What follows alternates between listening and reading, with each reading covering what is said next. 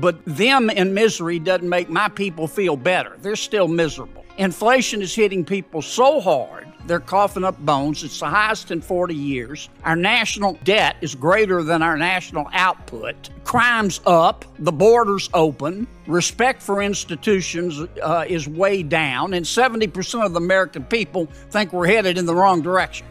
Now, we got a hell of a mess.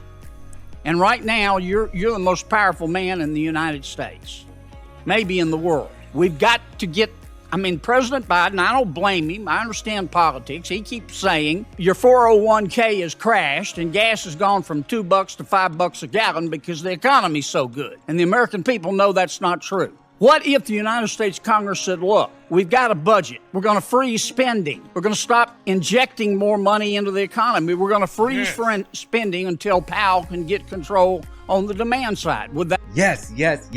Freeze the Fed's ability to spend. They have no more opportunities to spend any more of your hard-earned money. Until inflation is back down below 1%, we should freeze the Federal Reserve's ability to spend money. Got a future president coming in here, boys and girls. Let's hear how Powell responds to this one.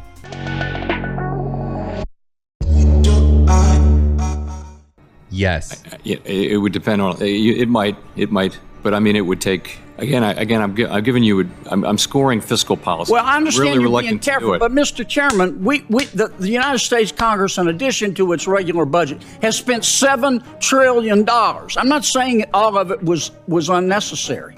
On top of that, the Fed's increased its balance sheet from $1.5 trillion to $9 trillion. $9 trillion. I know you're cutting it back, but we've injected all of this money into the economy, and then people go, well, we have inflation. Duh. Give me some help here. Tell me what we can do. I'm really focused on what we can do, which is shrink our balance sheet and raise interest rates and get supply and demand back into alignment and get inflation back down to 2%. Thank you, Senator Kennedy. Senator Tester from Montana is recognized. Senator Kennedy just rips Jerome Powell a new one in here. This is exactly what we need to see. We need to see these governors, and shout out to Mr. Kennedy. Wow, this is what we need more of. We need to get the power that the Federal Reserve has, right? Jerome Powell is the most powerful man in the world. Why? Because he controls the global money supply. These ivory tower elites they never earn the right to spend more than they make. You don't get to spend more than you make. I don't get to spend more than I make. My parents don't get to spend more than they make.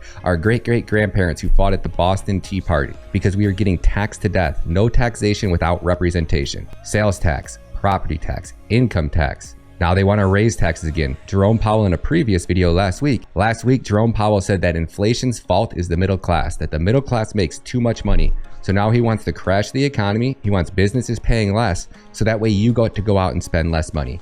Jerome Powell and the Federal Reserve doesn't want you out spending money because you're putting dollars out into supply. So if he makes it hard for you to live, if they rack up inflation, and if you're not spending any money, inflation is naturally going to start to come down. Eventually, with them tightening the balance sheet, with them selling $90 billion worth of bonds every month, with them raising interest rates to quite possibly up to 3.5 to 4%.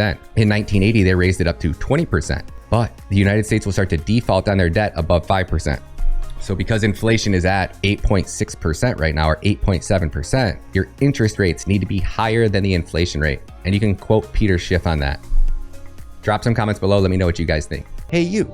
Don't forget to hit that subscribe button. Give the video a thumbs up. Then check out my Kadena playlist. This one blockchain is going to change every aspect of life as we know it. And then come join us live on my second YouTube channel. Love you guys.